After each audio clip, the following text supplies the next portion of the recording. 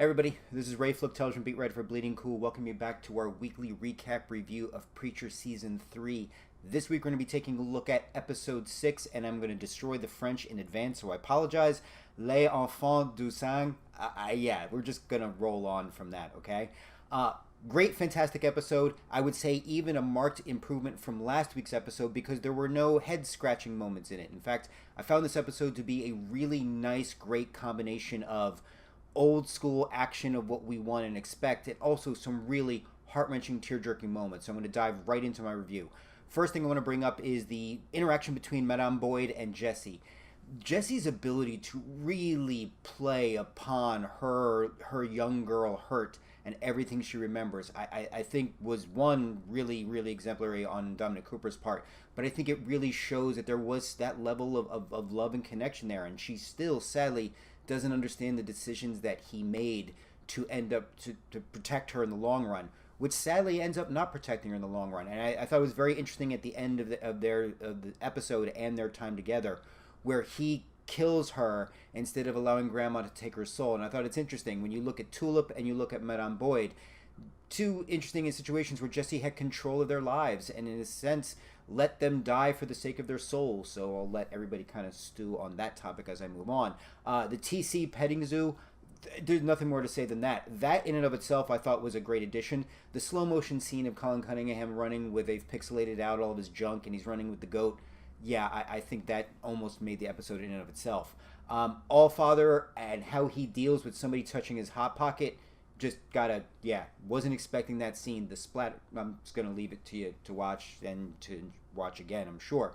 The Allfather Starr scene, and again, what I really give Johnny Coyne a lot of credit for is he's created an Allfather who we believe Herr Starr is scared and intimidated by. And those scenes together and the way Allfather really lays out that story about the horse is possibly one of the best intimidation scenes I've ever seen. And props to Pip Torrens, who can really shift from alpha sociopath to I'm scared, I'm going to keep my mouth shut and do whatever I can to get through this long horse-ridden meal.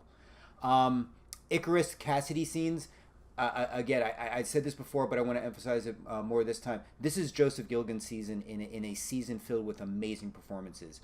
But his constant pushing away from this idea of having a family and actually having people around him who would embrace him, I thought were just, they were sweet, they were touching, they were heartbreaking. And the fact that there's a great scene, and I'll talk about in the quotes, where Icarus says to him, "I'm looking for a friend, aren't you?"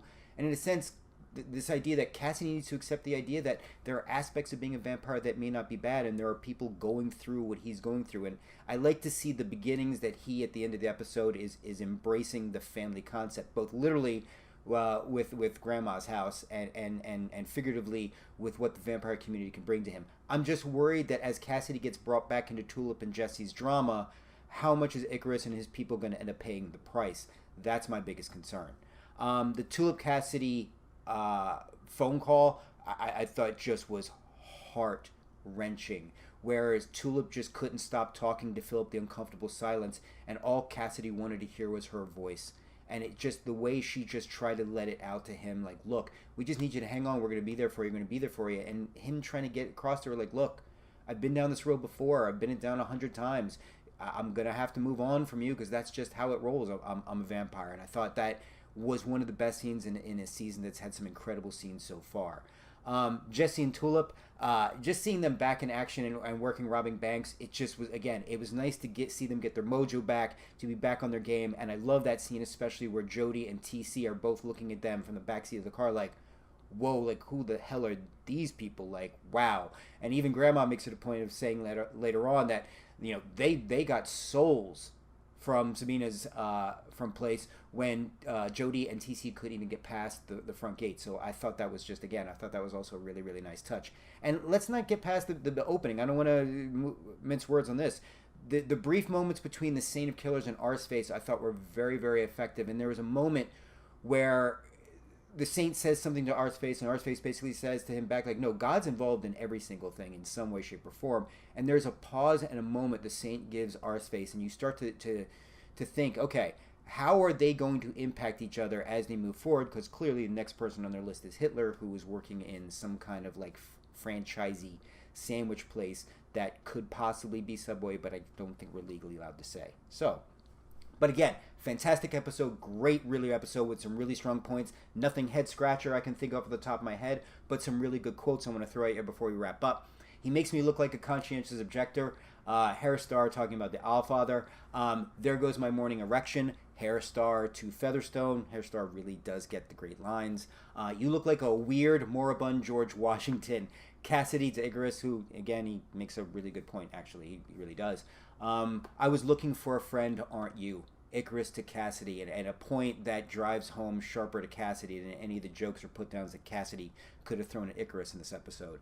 And last but certainly not least, I don't hang in for people, I move on. And it's Cassidy's, we're hoping, not final words to Tulip before their phone call ended, but I think it speaks volumes to where Cassidy's mindset is right now. Unfortunately, we get the impression that the search for dog, God, or however we want to refer to him, it, or they, I don't think it's going to allow Cassidy to kind of move on in his life as much as he may want. But yeah, fantastic episode, definitely great checking it out.